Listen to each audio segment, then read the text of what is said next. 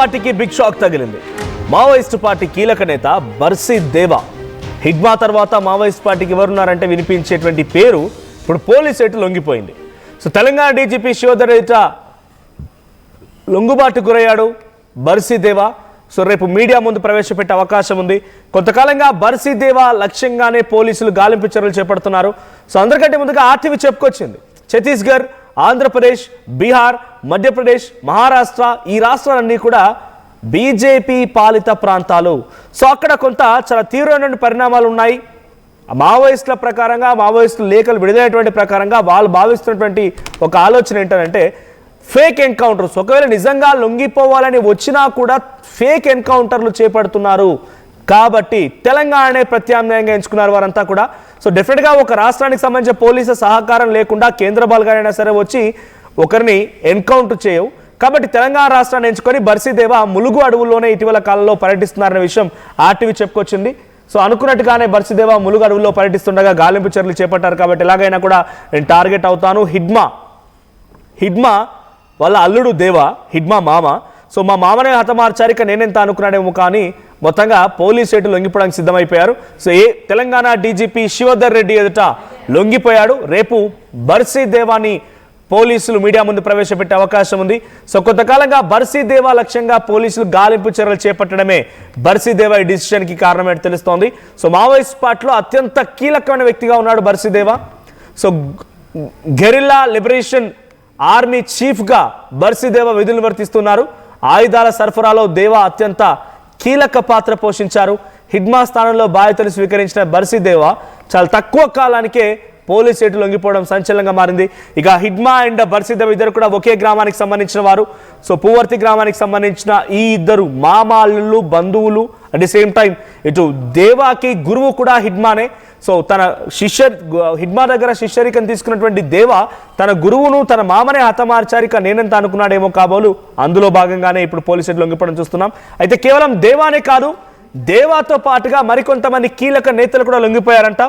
రేపు వారందరినీ కూడా మీడియా ముందు ప్రవేశపెట్టే అవకాశం ఉంది. సో రేపు దేవా నిరాయుధాయంగా లొంగిపోతాడా లేకపోతే ఆయుధాలతో సహా వస్తాడా ఏంటనే చూడాలి. ఎస్ మా ప్రతినిధి ఆదిలాబాద్ నుంచి రవినాయక్ ఉన్నారు. రవినాయక్, సో రేపు బర్సీ దేవా లొంగిపోబోతున్నాడు, బర్సీ దేవా లొంగుబాటు గురవుతున్నాడు. బర్సీ దేవా ఎటువంటి పాటుగా ఇంకెవరైనా కీలకమైన నేతలు ఉన్నారా? సో కీలకమైన నేతల్లో తెలంగాణ రాష్ట్రానికి సంబంధించినటువంటి పలువురు నేతల పేర్లు కూడా వినిపిస్తూ ఉన్నాయి. సో అటు దేవ్జీ తిప్పర్ తిరుపతి, ఆయన తెలంగాణకు సంబంధించిన ఆయన. అట్ ది సేమ్ టైం అటు బడే చొక్కారావు అలియాస్ దామోదర్, ఆయన. ఈ ముగ్గురు కూడా ములుగు జిల్లా అడవుల్లో తిరుగుతున్నటువంటి ప్రచారం ఆ మధ్యలో కనిపించింది. ఆర్టీవీ ఉన్నటువంటి విశ్వసనీయ సమాచారం మేరకి, ఛత్తీస్గఢ్ పోలీసులు చెప్తున్నటువంటి విషయాల మేరకి ఆర్టీవీ కూడా వార్తలు ప్రచురించింది. మనం అనుకున్నది నిజమైంది. సో ఇప్పుడు ఏం జరగబోతోంది? దేవాతో పాటుగా ఇంకెవరెవరు లొంగిపోబోతున్నారు? రైట్ రవినాయక్, బర్సీ దేవాతో పాటుగా ఇంకా ఎవరెవరు లొంగిపోబోతున్నారు? ఆర్టీవీ ఊహించినట్టుగానే, ఆర్టీవీకి ఉన్నటువంటి సోర్స్ ప్రకారంగానే వాళ్ళు తెలంగాణ రాష్ట్రాన్ని టార్గెట్గా ఎంచుకున్నారు. తెలంగాణ రాష్ట్రంలో దగ్గరైతేనే కొంత లొంగిపోవడానికి అవకాశం ఉంటుందనుకున్నారు. అందులో భాగంగానే ఇప్పుడు తెలంగాణ రాష్ట్ర డీజీపీ శివధర్ రెడ్డి ఎదుట లొంగిపోతున్నారు. సో దేవాతో పాటు ఇటు తెలంగాణకు సంబంధించిన తిప్పరి తిరుపతి పేరు ప్రధానంగా వినిపిస్తోంది. అంటే ఆయన ముగ్గురు కలిసే ఉన్నారన్నమాట. అటు బడే చొక్కారావు పేరు కూడా వినిపిస్తోంది. సో ముగ్గురు లొంగిపోతున్నారా, కేవలం దేవా మాత్రం లొంగిపోతున్నాడా?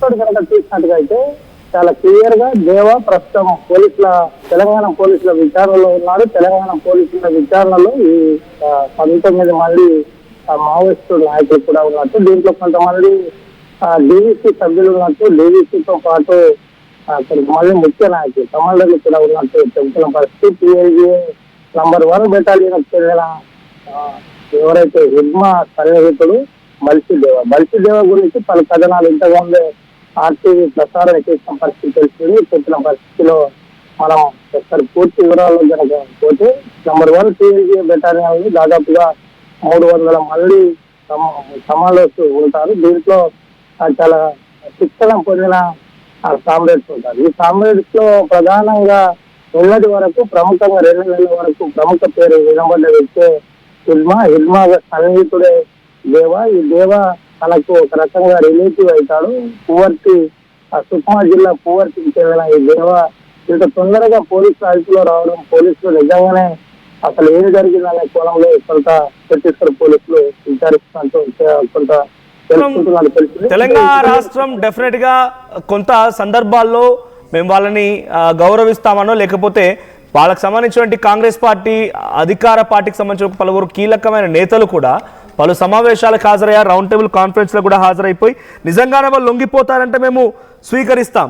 ఇప్పుడు వాళ్ళు ఉండాల్సింది అడవుల్లో కాదు, ప్రజల్లో ఉంటూ ప్రజల మధ్యన ఉంటూనే ప్రభుత్వాలను ప్రశ్నించాలని చెప్పి పలువురు కీలక నేతలు కూడా మాట్లాడుకోవడం జరిగింది. అటు మిగతా రాష్ట్రాలు ఎవి చూసినా కూడా బీజేపీ పాలిత ప్రాంతాలు, సో మావోయిస్టుల ఆలోచన ప్రకారంగా బీజేపీ పాలిత ప్రాంతాలు లొంగిపోదామన్నా కూడా ఫేక్ ఎన్కౌంటర్ల పేరిట హతమారుస్తున్నారు. కాబట్టి తెలంగాణ వారికి చాలా ఒక అవకాశం కనిపించింది. తెలంగాణ రాష్ట్రంలో లొంగిపోతే కొంత వాళ్ళకి సేఫ్గా ఉంటామనిపించింది బహుశా. అందుకే ఈ రకమైన డెసిషన్ తీసుకుంటూ తెలంగాణ రాష్ట్ర డీజీపీ లొంగిపోతున్నట్టు అర్థమవుతోంది. సో బర్సీ దేవాతో పాటుగా ఇంకెవరైనా ఉన్నారా అనేది ఇక్కడ బిగ్గెస్ట్ క్వశ్చన్. బర్సీ దేవా ఒక్కడేనా, బర్సీ దేవాతో పాటుగా ఇంకెవరైనా ఉన్నారా? సో ప్రధానంగా ఛత్తీస్గఢ్ పోలీసులకు సంబంధించి ఇంటెలిజెన్స్ నిఘా వర్గాలతో పలుమార్లు ఆర్టీవీ ప్రతినిధులు అందుబాటులోకి వెళ్ళి వారితో మాట్లాడినప్పుడు కూడా ఛత్తీస్గఢ్లో ఎక్కడ కూడా మావోయిస్టులు లేరు, ఇప్పుడు అంతా తెలంగాణ వైపుగా వచ్చేసారు, తెలంగాణలోనే ఉన్నారు, వారంతా తెలంగాణలో పర్యటిస్తున్నారు. సో తెలంగాణలోనే ఉన్నటువంటి మాటని వాళ్ళు నిర్ధారించారు. ఇంటెలిజెన్స్ నిఘా వర్గాలు కూడా పలు సందర్భాల్లో చెప్పుకొచ్చాయి. దీనిలో భాగంగా ములుగు జిల్లా అడవుల్లో బర్సీ దేవా అండ్ బడే చొక్కారావు, తిప్పరి తిరుపతి అలియాస్ దేవ్జీ అందరూ కూడా ఉన్నారనే సమాచారం పక్కాగా ఉంది. కాబట్టి గాలింపు చర్యలు మొదలుపెట్టారు. సో గాలింపు చర్యలో భాగంగా ఎలాగైనా సరే ఇక మా పని కొంత ఇబ్బందే ఉంది, టెక్నాలజీ మాకు సరిపోవడం లేదు, మావోయిస్ట్ పార్టీ మొత్తం కూడా విచ్ఛిన్నమైపోయింది, విభేదాలు ఉన్నాయి. సో ఈ సమయంలో ఇంకా అడవుల్లో కొనసాగడం కరెక్ట్ కాదనుకున్నారేమో కానీ బర్సీ దేవా తెలంగాణ డీజీపీ శివధర్ రెడ్డి ఎదుట లొంగిపోయారంట. సో రేపు మీడియా ముందుకు వచ్చే అవకాశం ఉంది. రవినాయక్, బర్సీ దేవా మాత్రమే ఉన్నారా, బర్సీ దేవాతో పాటుగా ఇంకెవరైనా కీలకమైన నేతలు ఆయనతో పాటుగా లొంగిపోబోతున్నారా?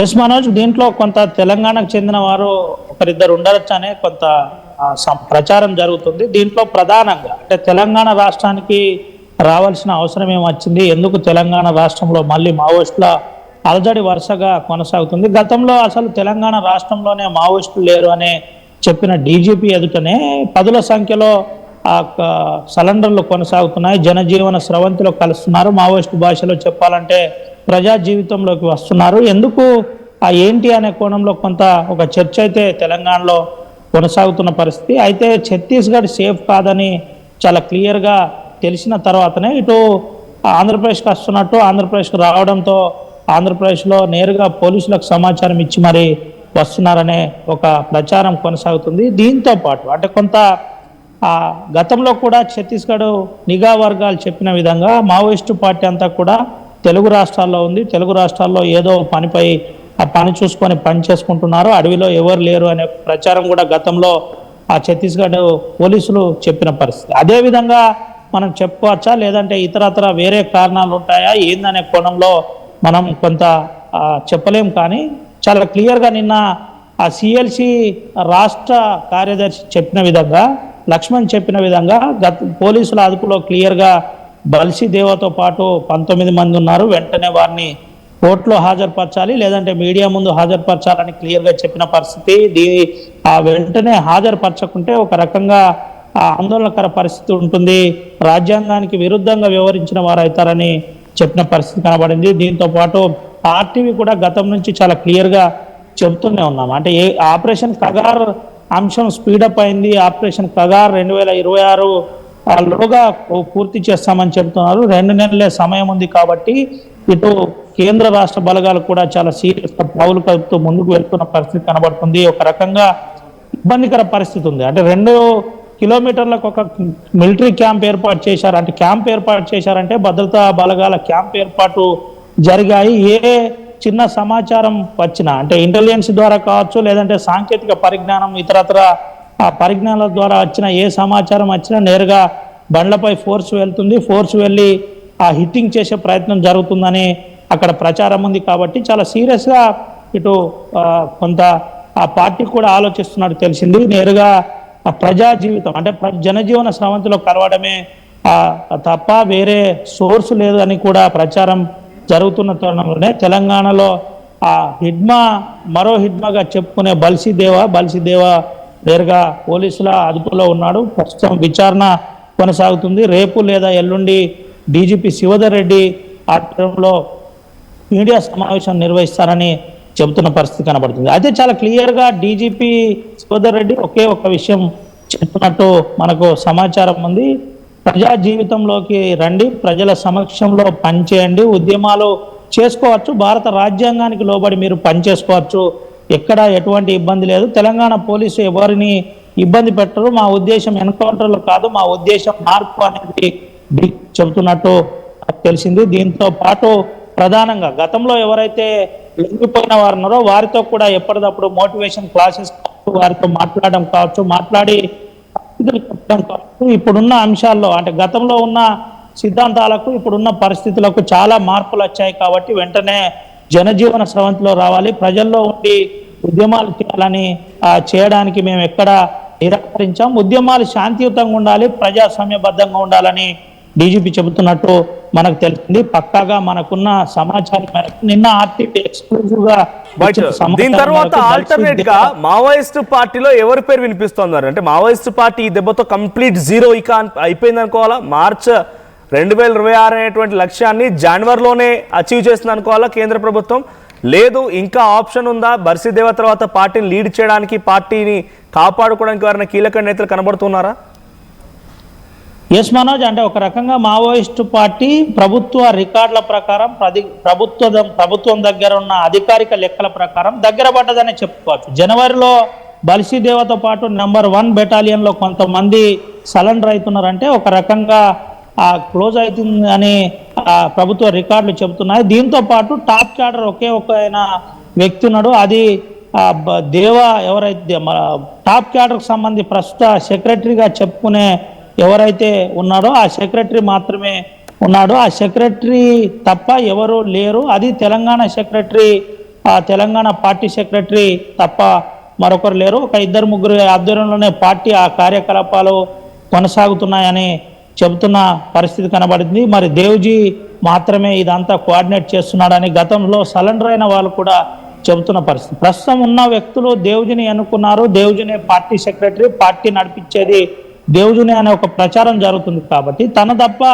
ప్రస్తుతానికి ఎవరు లేరని చెబుతున్న పరిస్థితి. తనతో పాటు తెలంగాణ రాష్ట్ర సెక్రటరీ కూడా ఉన్నట్టు, తెలంగాణ రాష్ట్ర సెక్రటరీ కూడా తన తెలంగాణకు సంబంధించిన కార్యకలాపాలు కొనసాగిస్తున్నట్టు తెలుస్తున్న పరిస్థితి. ఇదంతా ప్రభుత్వ లెక్కల ప్రకారం కొనసాగుతుంది. దీని అంశంలో కొంత 2026 జనవరి 21తో కొంత ఒక క్లారిటీ వచ్చే అవకాశం ఉంది. అంటే ఒక క్లారిటీ అంశంలో 21 తర్వాత కేంద్ర రాష్ట్ర ప్రభుత్వాలు మీడియా సమావేశం నిర్వహించనున్నారు. అనంతరం మార్చి 21 తర్వాత అసలు రాష్ట్రంలో దేశంలో ఎక్కడ మావోయిజం కనబడకుండా గతంలో 127 జిల్లాల్లో ఉన్న మావోయిజం ఆ తర్వాత 52 జిల్లాలకు పరిమితమైంది, ఆ తర్వాత 22 జిల్లాలకు పరిమితమైంది, 27 జిల్లాలకు పరిమితమైందని చెప్పుకునే అంశం ఇప్పుడు 6 జిల్లాల్లో మాత్రమే మావోయిజం కనబడుతుంది. రెడ్ కారిడార్ నడ్డి విడిచేశాం అని చెబుతున్న పరిస్థితిలో ఇప్పుడు పశుపతి నుంచి అటు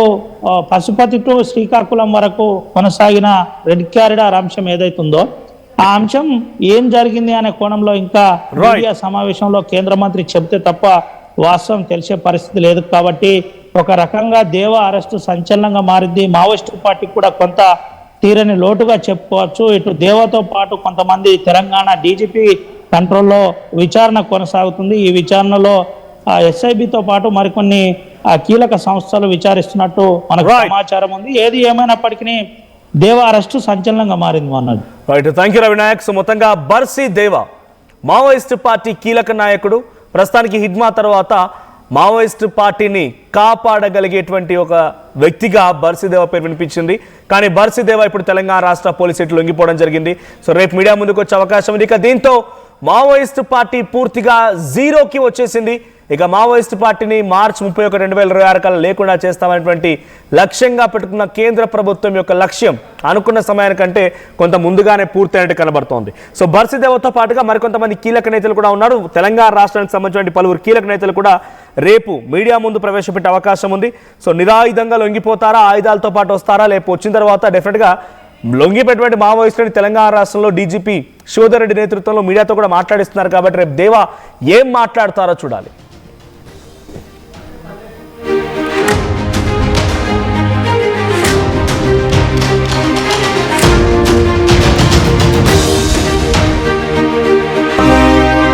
నగల సామ్రాజ్యం పెద్దది.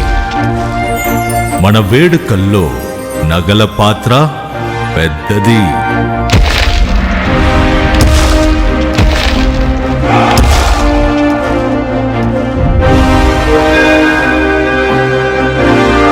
నగల్లో మన సంప్రదాయం అది పెద్దది. అదే విధంగా నగలు కొనేటప్పుడు మీ సేవింగ్స్ కూడా ఇకపై పెద్దగా ఉంటుంది. బంగారు నగల చరిత్రలోనే లేని విధంగా అన్ని నగల తరుగును ముందు కన్నా ఇంకా తగ్గించాం. ఈ తక్కువ తరుగును చూస్తే వెంటనే నగలు కొనేస్తారు. డైమండ్ జ్యువెలరీ ధరలు కూడా పెద్ద లెవెల్లో తగ్గించాం. ఇకపై అందరూ డైమండ్ జ్యువెలరీ కొనుక్కోవచ్చు. ఏ ఆఫర్లోనూ పక్కదారి పట్టకండి. Compare compare compare. ఇక్కడికొచ్చి కంపేర్ చేస్తేనే తెలుస్తుంది మీకు ఎంత పెద్దగా డబ్బులు ఆదా అవుతుందో అని. డబ్బులు ఎవరికి